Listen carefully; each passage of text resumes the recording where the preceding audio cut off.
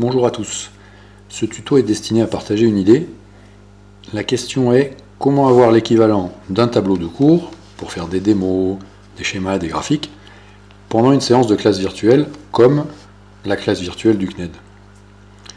L'idée, c'est d'utiliser une caméra détachée qui filme la feuille blanche ou le mini tableau Velleda que vous positionnerez devant vous sur votre bureau. Puis, grâce à la fonctionnalité de partager une application ou l'écran, on pourra partager l'écran et donc on pourra voir ce que vous écrirez sur votre feuille.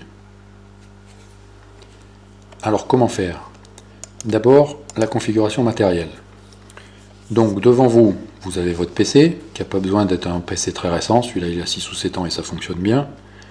Une webcam au-dessus de votre feuille de papier, qui projette sur l'écran du PC, qui sera partagé. Alors la webcam, elle est fixée à une potence. Ça, c'est une potence version 2 après une semaine de confinement. La version 1 avec une pile de livres et une spatule de cuisine pour tenir la caméra, ça fonctionne très bien de la même façon. Comme webcam, vous pouvez avoir une récente, vous pouvez avoir une ancienne, vous pouvez avoir aussi une petite caméra de sport, je ne citerai pas de marque.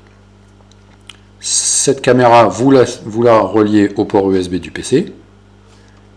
Ensuite, pour ce qui est du micro, vous utilisez soit celui de la caméra si elle en a un, soit celui du PC, soit un petit qui est relié à côté sur un autre port. Tout fonctionne. Dernière chose, on n'utilise pas la caméra, la webcam du PC, d'abord parce qu'elle ne va pas être projetée sur votre feuille de papier, et ensuite de toute façon elle est miroir, donc si vous lui présentez une feuille écrite, l'écriture sort inversée, c'est illisible. Voilà. Donc voilà pour la configuration matérielle. Maintenant, au niveau logiciel, on appelle le logiciel qui gère la caméra. Sous Windows 10, le logiciel caméra fonctionne. Et ensuite, vous sélectionnez la bonne caméra. Si c'était la caméra par défaut de votre PC, vous prenez celle qu'on utilise, qui se trouve donc au-dessus de votre feuille de papier. La fonction est prête. On passe alors au niveau de l'application. Et la première chose, on va vérifier dans les paramètres que le bon micro est sélectionné. Voilà, donc là c'est bien le micro USB, c'est celui qui est utilisé, mais ça peut en être un autre, il faut sélectionner le bon. Ensuite, pour ce qui est de la webcam, c'est pas important puisqu'on ne l'utilisera pas. On finit de sélectionner, on est prêt pour les paramètres micro et vidéo. On passe alors au partage d'écran en sélectionnant partager l'application l'écran. Selon votre navigateur internet, vous avez une présentation ici qui peut être un petit peu différente. Ici c'est Firefox, mais ça revient toujours au même. Il faut partager l'écran entier.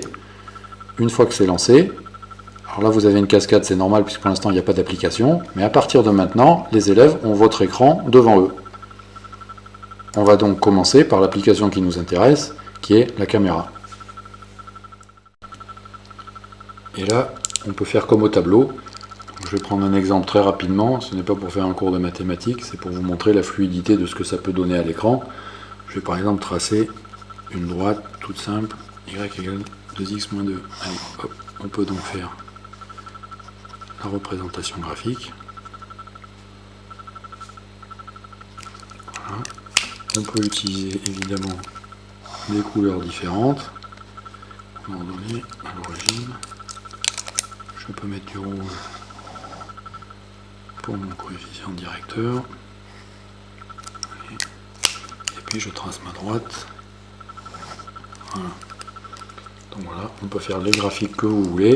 On peut évidemment faire des démonstrations même assez longues. Là c'est juste pour vous montrer que quand on écrit, on peut même écrire assez vite. Allez, hop. Voilà. La caméra suit et tout le système suit. Vous avez en gros 2/3 de page sans changer de page, vous pouvez aller jusqu'en bas après en bougeant. Voilà. Donc en fait, cette possibilité s'offre pour toutes les matières qui sont enseignées. Alors, maintenant que cette caméra nous permet de retrouver l'équivalent d'un tableau, elle peut avoir une deuxième fonction, c'est qu'elle, comme elle filme, elle peut permettre, je pense plus à la SVT et à la physique, là, de présenter une petite expérience à tout le monde devant vous. Devant votre bureau. Elle peut aussi permettre de présenter des roches en SVT.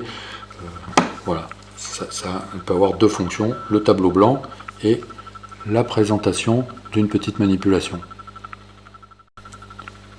Si on met de côté la caméra, le partage d'écran ouvre un deuxième grand champ de possibilités, c'est l'utilisation de toutes les applications que vous avez sur votre PC.